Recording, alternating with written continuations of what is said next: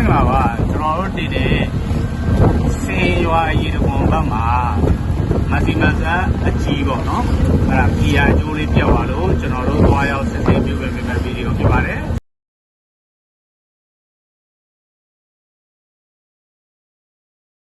အကြီးကြောင့်စံပြစီပေါ့အဲ့ဒီရဲ့ဘေးကလမ်းထဲကိုဝင်တာပါစေရွာရေတံခွန်သွားတဲ့လမ်းပေါ့နော်ကဲရိုက်ပြီကဲအခုပေါင်မြို့နယ်အုံတပင်ဈေးပေါ့နော်အဲ့ဒါအခုကျွန်တော်ဒီဘက်ကျအောင်ဖွေပြီအခုကျွန်တော်တို့သွားပြင်းနေရွာတဲ့ဘက်ရောက်ပြီနော်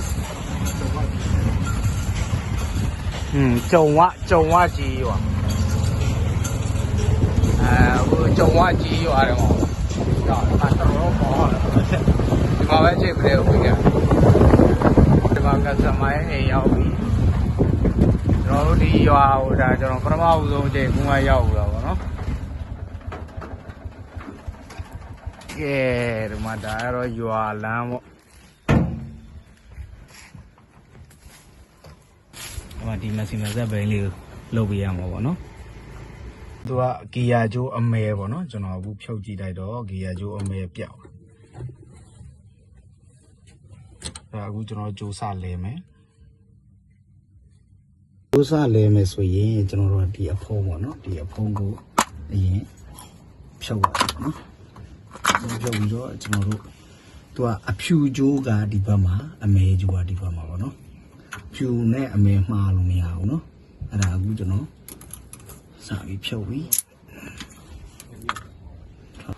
ကျွန်တော်ပြမယ်နော်ဂီယာကျိုးကဘာကြောင့်ပြက်လဲဆိုတာကိုကျွန်တော်ပြပြီးမယ်သူကဒီကျိုးတွေကိုထမ်းတဲ့ဒီတန်ပေါ့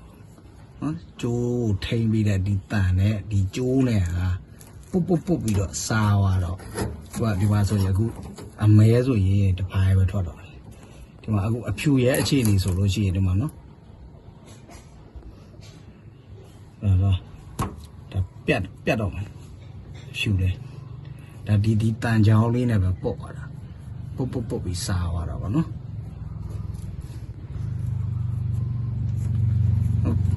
ဆရာတို့ကကလတ်ကြိုးပါအဲ့လိုဖြစ်ဒါပေမဲ့ကလတ်ကြိုးကတိတ်ပြဿနာမရှိသေးဘူးကြည့်ပေးပေါ်ရတယ်ဒါအခုကျွန်တော်တို့တစ်ခုခုခံတော့မှာဒါလေးတွေလည်းဖြစ်တတ်တယ်ဆိုတာကိုမျှဝေပေးခြင်းဖြစ်ပါတယ်အားလုံးကိုကျေးဇူးတင်ပါတယ်ခင်ဗျာ